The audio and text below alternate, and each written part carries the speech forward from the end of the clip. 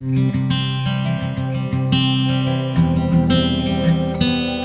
dad was kind of like the champion of telling a great story. And in the South, a good story is kind of mythological and it gets passed down and passed around.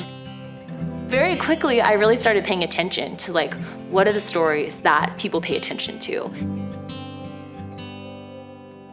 A lot of designers would start with like the visuals. What do you like? You know, what do you want the website to look like? It was pretty unusual that when I sat down with a client and I'm like, okay, what's the story we're telling? Let me just learn about your brand and how to kind of inhabit your brand. I wanted to be more of like a design chameleon where you didn't see this, you know, immediacy of like, oh, Jen did that. Like if everyone's websites that I did kind of looked the same, then that would be ridiculous because they didn't look the same. Their businesses didn't look the same. And so I wouldn't be accurately translating who they were online. And I've always believed that when you start with intention, you create with purpose. And so when you set those intentions and when you kind of develop a roadmap for what a successful design would look like and the story that it would tell, then you have this rubric that all of your design decisions pass through. I took a pretty circuitous route to get into design. It's not one of those things where, you know, I woke up one day and I was like, I'm gonna be a graphic designer and I'm gonna go to art school. And the form that took for me was journalism. That seemed like a really natural fit of like, okay, I love stories, I love people, I love talking to people. And so I came out to Virginia. I went to a really small liberal arts Christian school.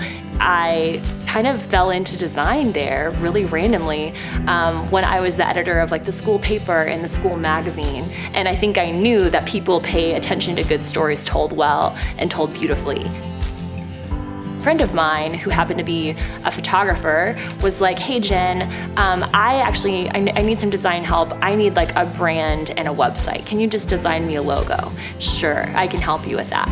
But I can't really design your website because I don't know how to do that. I don't know how to use code. I've tried to work on a couple of web projects and they were kind of a nightmare. Actually, there's this amazing software I just found called Showit. You don't have to use any code. It's just kind of like using Photoshop. And I was like, what is this magic? Like, this is incredible. Where I so clearly remember like getting into Showit for the first time and seeing kind of like the blank canvas. And that was immensely freeing for me because I think that there's nothing more powerful and with more opportunity than a blank canvas. Anytime I had a great idea for a website, I could do it. And I was totally free of preconceived notions of like what a website needed to look like, as it goes from the client to the designer to the internet without any roadblocks. My career really took off in those first few websites because they weren't like anyone else's.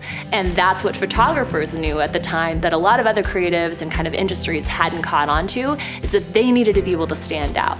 They needed to have a unique value proposition. They needed to have some sort of X factor that when people landed on their website, they said, I want to stay here. Like, I want to be here. I want to buy from this person. I'm buying what they're selling. And Showit was such a huge part of that. There is literally no way I would be doing what I'm doing today without Showit.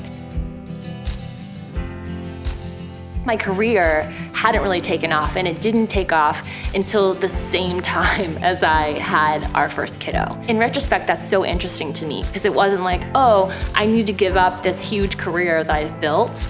I had to learn, how do I figure out a way for me to manage my work and then enjoy my family at the same time?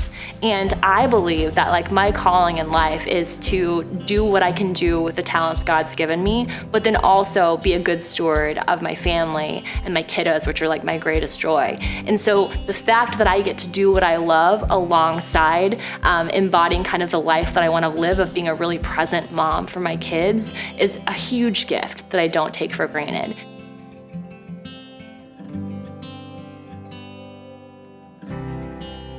Every day is different for me. You know, on one day I have a bunch of meetings, on the other day I'm just in the design cave. We call it the design cave because it's like a dark and scary place where there may be snacks. And then I'm also a mom. And so I try to take off each day by 3 p.m. so I can be with my kids. And I try to take off at least one day a week so I can just be with my kids. I'm homeschooling. That requires a level of time and intention.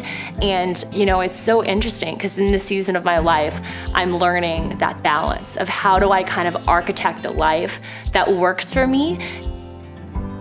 Looking back now at my childhood and how I was raised on the ostrich farm, I'm like, oh, okay, yeah, I kind of get it now. Because my dad and my mom were both like quintessential founders and entrepreneurs. You know, my dad was raising ostrich when literally everyone in the world was like, this is a terrible idea. Looking back at the lessons they taught me, they were so specific to what I do now. They were lessons like, you know, see a need and meet it. And that literally is like the definition of entrepreneurship. When you can identify what people need and then figure out the way that you are uniquely able to meet that need and bring that to them, that really is successful business. And it's so interesting because now as a designer, some of the greatest success in my business has been with Jeff Shipley, my partner, saying, wait a second, there's a problem. There are all these talented creatives out there that are saddled with these really boring websites. People knew they needed a great website, but maybe they couldn't afford a fully custom design. And we identified this need and this gap in the market between what people wanted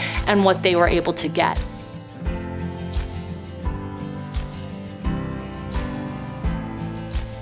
It's really cool to imagine a conversation with my dad where I was like, Dad, everyone else is doing this in website design. And I was like, but wait a second, what if we do this?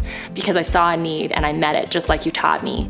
And I think he would be really proud of the fact that I'm able to run a business the way that I have been, a successful business, and still create the kind of life that I want to lead. And I'm grateful for that, and I think he'd be really proud of that.